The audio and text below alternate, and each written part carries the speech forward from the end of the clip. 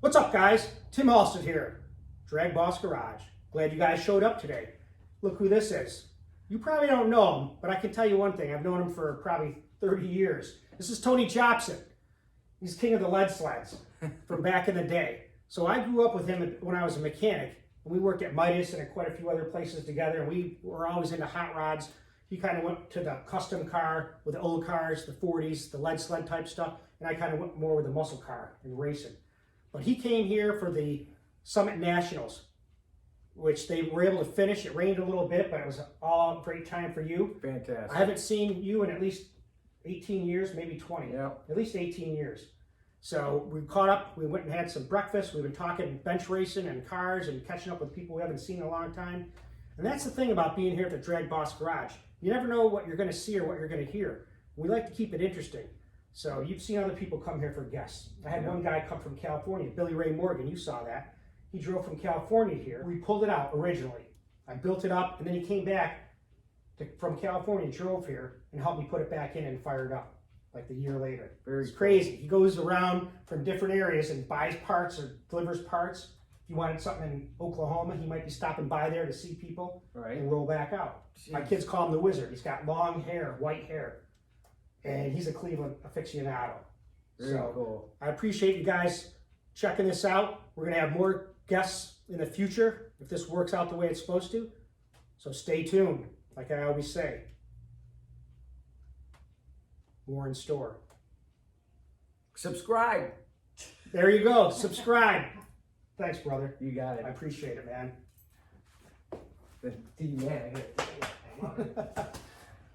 It's crazy. I'm so happy for you. You have no idea.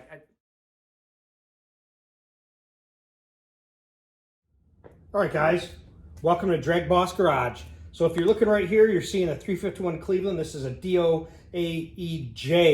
with the drain back holes in the back, and I'll show you that. This block I actually got this from Jim Willett. Thanks, Big Jim. I think I got this back in 2005 on some deal we made together. But the thing is a standard block. It looks great. It actually was poured in 69, and I'll show you the casting date. I think it's November 16th of 69. Also has a build date that's stamped on there from, I want to say, December of 69. But it hasn't seen any light of day in well over 15 years. So I just kind of want to spray it down with this Tech Cleaner I love to use. Washes it down, gets some surface rust off, get a better look at all the bores, see what we got. Because this is the block that I'm going to use for my Pro Stock build. My wife's going to build a 354, and I'm going to be building with my daughter Izzy 340 cubic inch mill.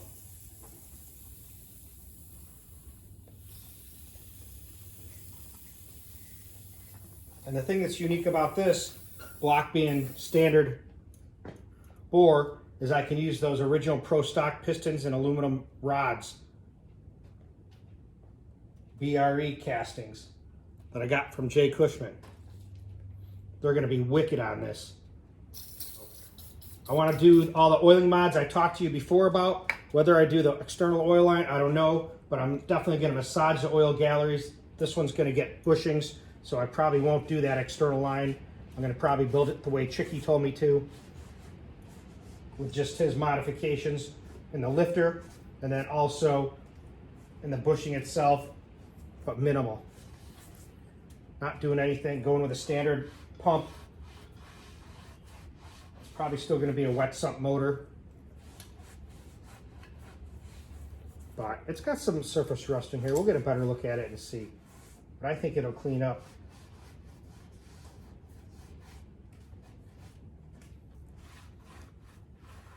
Yeah, but I remember that day I got this from you, Jim Willett. You came by my shop when I lived in Canal, Winchester, and we traded a bunch of stuff. You bought the roll cage, 6-point roll cage, some axles, I forgot what else now, consoles, but I got this part of the deal. It's been sitting just waiting for a build, and this is the time. Hopefully these bores clean up at standard. Oh yeah, they will. Take a little emery cloth and just run it in there and see how it cleans up some of that surface rust. See what it looks like down below. It's just a regular old 2-bolt main, nothing special. You don't need it. Works as good as a 4-bolt. I could tell this block's had no work done to it. No oil restrictors, nothing. Did get a little damage on this main cap, so we might have to get a set of Tim Myers billet caps for this.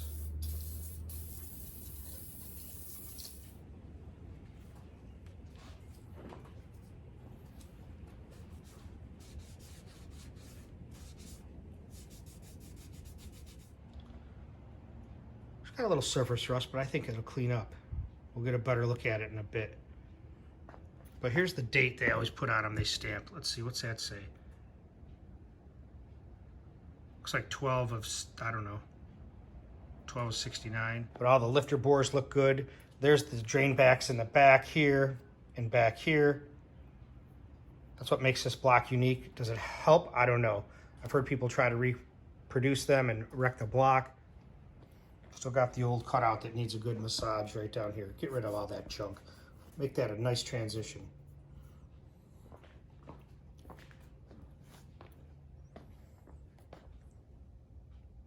You can tell this baby needs a little TLC. It's pretty clean in there, I'll tell you. You can see right down inside there.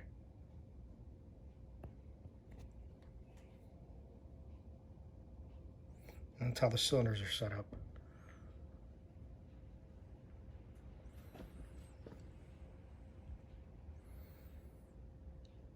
And you can already see there's the hole. Look at that. It's not even going to flow well in that angle. It's ridiculous. Even this hole down here, the bottom one from the pump, it's hard to even see down there. There you go. Needs a little work. So you can see there's still some discoloration. You can't feel it though, but still. We'll hit it again. I'm using 400 grit paper, so it's not really taking much off at all. But they look pretty good if I can clean up those areas. This side here, not bad. There's a couple areas. Like here. But that'll come off. So like I said, I'm just gonna kind of clean up these bores, the stuff that I saw where I think I might be able to make it a little bit better. I just use this 400 grit wet sand paper, kind of smooth it out, back and forth, almost like a cross hatch. Try to get it cleaned up. Don't work in the same spot too much, just trying to keep it all even. Just want to see if you can get that discoloration out of there. It's important to try to clean it up, get a good evaluation of what you're working with before you start putting a lot of time and money into it. I've seen worse blocks than this. It's an old Iron Man, trying to keep the Cleveland alive. This will be a wicked build if it works out to be standard. Give it all the bells and whistles. Andy and I from Unity Motorsports are going to do a live broadcast as soon as I get my internet working well with the camera part of it. Should be good to go in a short time. But there you go. We'll clean it up and we'll take another look.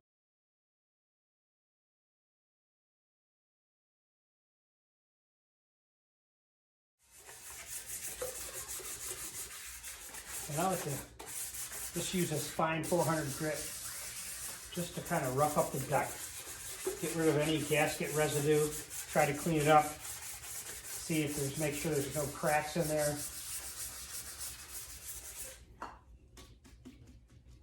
Good to the last drop, the old Super Tech. But one thing I remember doing the last block, that 409, Brody had a nice little bar that you could go like this. Basically, I surfaced it. This is might need a better job than that. And I just want to see what I'm working with. 51-year-old blocks what I'm working with.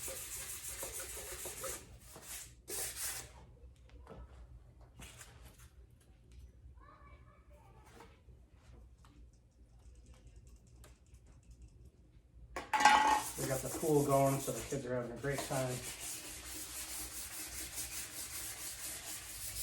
It's like when you're doing it, you're cleaning up stuff. You don't want to stop. You just want to get it looking clean, man. Just bring it back to life. And that's what we're trying to do with this little girl.